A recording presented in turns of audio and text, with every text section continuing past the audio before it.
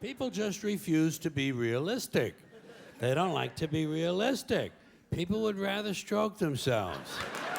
You know, oh, they like to stroke themselves. Don't they stroke themselves? They stroke each other, they get stroked. They stroke the boss strokes them. Everybody strokes everybody. It's nothing but a big stroke job in this country. The government strokes you every day of your life. Religion never stops stroking you. Big business gives you a good stroke, and it's one big transcontinental, cross-country, red, white, and blue stroke job. Do you know?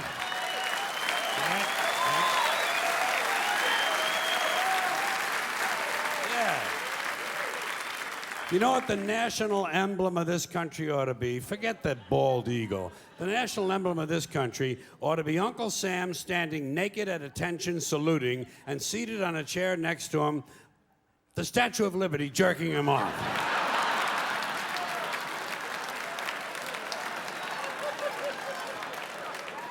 That would be a good symbol for the United Strokes of America. It's all bullshit, folks. It's all bullshit and it's bad for you. Now, speaking of dead people in heaven, there are some people who not only believe that their dead parents in heaven can see them. Okay? Okay. They honestly believe that their dead parents in heaven can help them. You've heard these people, I'm sure. They honestly somehow believe that their dead parents in heaven can intercede with God on their behalf to gain favors for the living. I come from a Catholic home. I heard this shit. They sit there in the chair with the fucking rosary and they look at you like this, you know, and they say, oh, my dad was looking out for me. He was looking out. I don't know how he got me out of that jam, but he got me out. Oh, my mom was in surgery with me. I could feel her presence in there. Yeah. Fine. Like the people who die have nothing better to do than to run the heavenly branch of the Make-A-Wish Foundation. Now,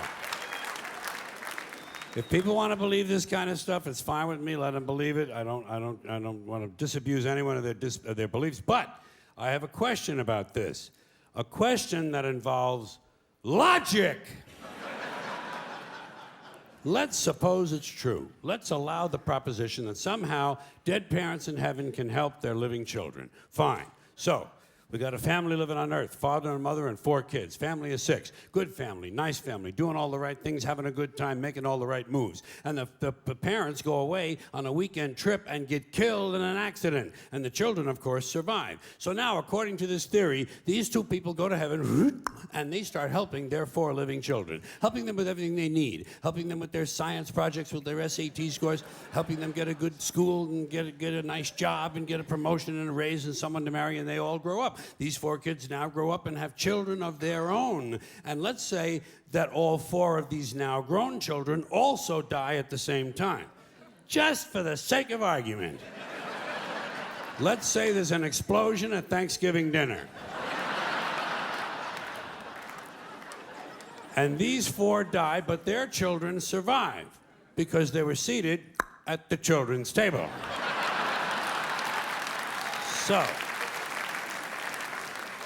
So now, according to the theory, these 4 go to heaven and they start helping their living children. But what happens to the original 2? What happens to the grandparents? Do they just go off duty now? What do? Is there a retirement program up there? Are there some activities for these people? Shuffleboard, pinball, online poker?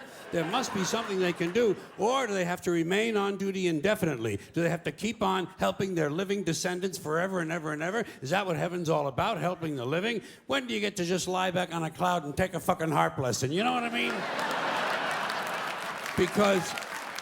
Because people have been dying for a long, long time. There's been a lot of dead motherfuckers. Did you know that?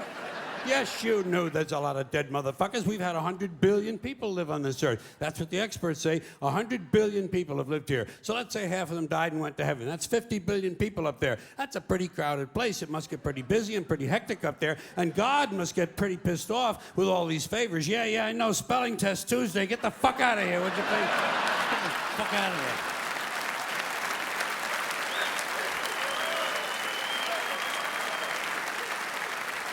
You know, even God can go on sensory overload. That's why he wanted one day off a week. Christians gave him Sunday, Jews gave him Saturday, Muslims gave him Friday. God has a 3-day weekend, which is probably just what he needs. Now, just a couple other questions about this whole theory. Suppose you die without having any children. Who do you help? Strangers? It would be nice. Suppose you're an adopted child. Who helps you? Your biological mother? She doesn't even know where the fuck you live.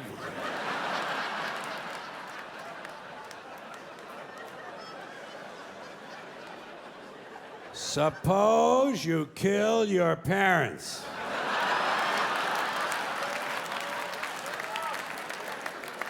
Would they help you? I'll guarantee you Mr. and Mrs. Menendez are not helping those two boys. No, no.